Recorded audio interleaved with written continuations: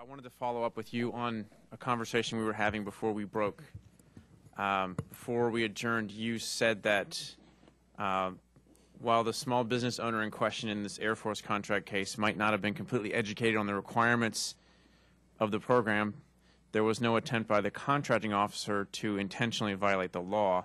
And I just want to make sure I understand that that was your statement. That's my statement. Okay. This is what the GAO report said. In the report it said, the base director of contracting and legal counsel who approved the award had a prior working relationship with the service-disabled vet owner on the base. And it found that the contracting officials were aware that the service-disabled veteran owner's limited involvement in performing the contract.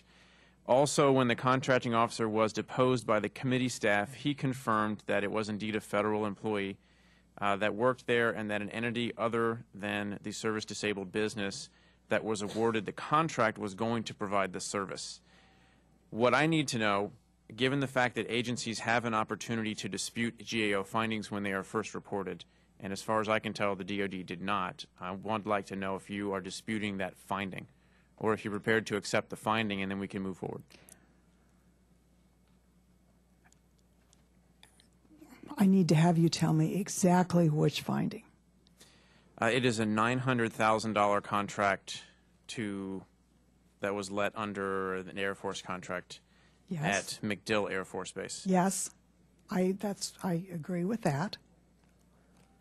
Okay. So what I need to know is, are you disputing the GAO finding that was in the report, or on the MacDill discussion?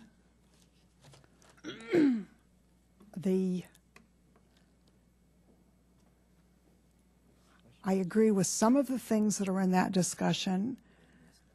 I think some of the conclusions are conclusions that aren't completely, at least in the report, don't explain why why they came to those conclusions. Do you know why the DoD hasn't presented an attempt to refute the GAO finding until now? Because there's an opportunity in the GAO report process for the agency to say that they don't agree with the finding.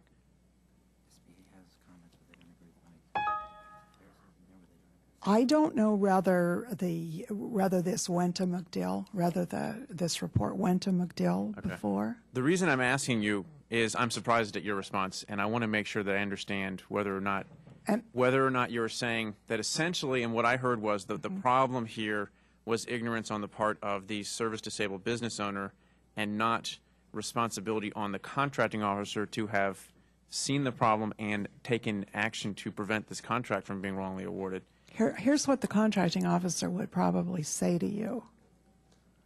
I didn't know enough to ask enough questions. I didn't know enough about joint ventures with service-disabled, veteran-owned small businesses to ask the questions which would have made that potential contracting officer give me the information that would have kept this whole thing from happening. And that's the reason I said earlier, he has put into place a system to make sure that the head of contracts, to make sure that he and other contracting officers ask the questions that would have brought the facts out, that would have prevented awarding a contract to a joint venture where in fact the service-disabled, veteran-owned small business owner didn't have control. Okay. The reason I'm pressing you on this point is because in this case it was the contracting officer who saw the paperwork and the plan submitted that clearly showed that there was a problem and went ahead and issued the contract anyway. That's what the GAO report found. Now, rather than relitigate that today, I want to just, and the reason I raise this is because I want to make a couple of key points here. I don't agree with your assertion that essentially the essence of the problem is ignorance on the part of the service-disabled veteran business owners. I don't agree with your assertion that the fact that there were a small number of cases total investigated by the GAO. I don't know. It's not in there. Implies that there is a relatively small problem out there. And to my mind, it implies that there is a much larger problem that we have just barely scratched the surface on. So if we can agree on those points, I will tell you that one thing I do agree with that you said is that you concluded by saying that your office needed to do a training program, better oversight over the contracting officers to make sure that they understand the importance of why we ask for a goal for service-disabled veteran businesses and how to make sure that that happens in fact and not just on paper. I agree with that assessment. What I'm disappointed in is the fact that 9 months after the GAO report showed fraud, we're still back at the same place we were 9 months ago, saying that we need to do more going forward. I don't think we are. Okay, well, this is your opportunity to show me what you've done in the last 9 months to help solve that problem. Our Inspector General has worked. We hoped this would be when I heard about this hearing. I said, is there any way you could move this through faster? Because our Inspector General has put a lot of hours, I've talked to the people involved, in looking at the extent of the problem and what can be done about the problem. You may very well be correct that this is the tip of an iceberg. I don't know. Okay. But I do think that there is a whole bunch of failure to understand in all of this, because I just hardly ever meet a contracting officer who wants to disregard the rules. More frequently, they don't know what they are.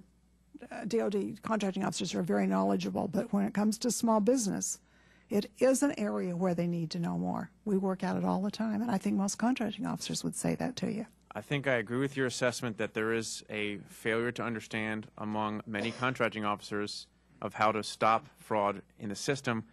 What I don't feel satisfied with is that we're not further down that chain than we ought to be, given the fact that we've known about this for almost a year. Let me move on to another question now. Okay.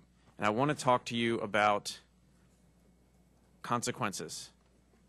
We recognize, as Mr. Foreman pointed out, that there is a challenge in trying to ensure that contract dollars are awarded appropriately, that business is done, transacted in a way that gets done the business that the government's trying to do on behalf of the taxpayer, and at the same time that there are appropriate protections to ensure at the front end that we know who's signed up and said they're a service-disabled veteran and that we can certify that they really are, that there's a process in the middle to check and to hear complaints and follow up on them, and that there is a consequence at the end of the day for someone who commits fraud. I'm not satisfied that that program, that system works, and the reason I'm not satisfied is because of what the GAO report showed. We've got to figure out how to solve this, and this is what we're asking you to do. What I'd like to hear from you, and I'm going to start with Mr. Foreman, because you mentioned that you'd set up a special commission for debarment within the Veterans Administration. And I'd like to start with you and ask for you to describe succinctly, please, how your committee works and how you think this will solve the problem in terms of presenting consequences which will change the system and change the calculus for those who would defraud our veteran business people. Chairman, you really nailed it with that whole issue on consequences. What we will look at is every denial where we deny a verification to a veteran-owned firm, we will forward that through both the IG for the VA and to the committee, which I am the chairperson of.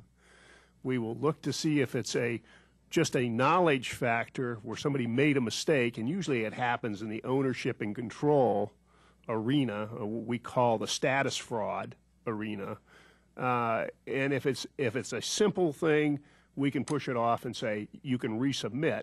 If we find that there is actual fraud where they're working with somebody's brother or they're not even at the facility, and we've had that happen, you'd be surprised how many people come in to you, sit down, and this is the veteran, the president, the CEO, and the other guy or lady talks to you. You really want to have that fraud barometer very low. You don't want to have it high. When they get around 49 to 51% ownership, that drives us into what we call a risk factor. What we need to do is, of course, really get into the debarring mode. Once that happens, I think you're going to see a lot of the fraud fall away. But we want to make sure we capture the guilty, not the innocent. And that's going to happen. We've already processed we've got over 57 in-house. I've already administered 23 of those, most of which we sustained the protest, i.e., we found that there was fraud. And so all of those go to the IG automatically, and it's automatically going to go over to the committee for the debarment. I appreciate your explanation on that. I want to ask, voluntarily, are there any other agency representatives who would like to describe similar actions that their agencies have taken in terms of pursuing debarments since the GAO report came out in November? If I could respond, Mr. Chair. Let me just make sure. I want to offer the other agencies an opportunity if they have similar committees. Okay. So noting none, Mr. Jordan from SBA. I had the opportunity to speak with SBA suspension and debarment official during that short break, and one of the things that he suggested I highlight is, since this report, we've developed regulations which are now going through the process that would allow SBA, when we receive credible information that a service-disabled veteran or small business may not be who or what they say they are, SBA can demand that that firm prove its eligibility, and if we find them ineligible, then we remove them from CCR and pursue those enforcement actions, as opposed to the process now, which I outlined before, which does originate with a contracting officer as the point of contact for a contract. So we hope that that will further allow us to do that. You know, you talked about the continuum, to add another tool into that continuum. One other thing on the back end that SBA has been pushing, you talked about enforcement and consequences, is that currently, as Dr. Bartlett mentioned, the government, contracts for 100 chairs, gets 100 chairs at the price it paid. So the Department of Justice, as we ask them to prosecute, will say there was no harm to the government. There's legislation that has been discussed that would remove the value to the government from the equation when the contract, the procurement, was received or awarded under fraudulent circumstances. So those are things that we're aggressively trying to think proactively beyond the tools that we already have at our disposal. One more question before I yield to Mr. Schuck. I would just like to know, again, voluntarily, if any agencies can tell me in 9-month points since the GAO report showed evidence of fraud in this program, which agencies have suspended active contracts, suspended businesses that were found to be fraudulent underneath that program. Mr. Foreman. And through the protest process, we have suspended, in terms of the debarment, not debarment, but in terms of the protest, we have found that they are not verified. We refer them on, like I say, to the IG and to the debarment committee. And the debarment committee is brand new, but it is going to happen. There are a lot of other little issues that get involved. We also do, in just a straight verification, we do denials. Every time we do a denial, that goes through our general counsel's office. So when we deny, probably in the neighborhood of maybe a couple hundred, we have denied over the course of the years. Okay, but my question is more about suspension. I understand that debarment is a tool, and it does take time to go through a process. Suspension can be done quickly. Have any of these cases resulted in a suspension? This J report resulted in an immediate suspension of any of the contracts? Not to my knowledge. In fact, the statute for 109-461 mentions the debarment committee, but it doesn't mention the suspension. We put it back in. Thank you. Noting no one else has raised their hand as well. I have to admit, I'm disappointed to hear that. The reason why I wrote the law I wrote, which provides for criminal penalties, is because we have to have consequences in place. I think one of the first consequences ought to be a suspension of the contract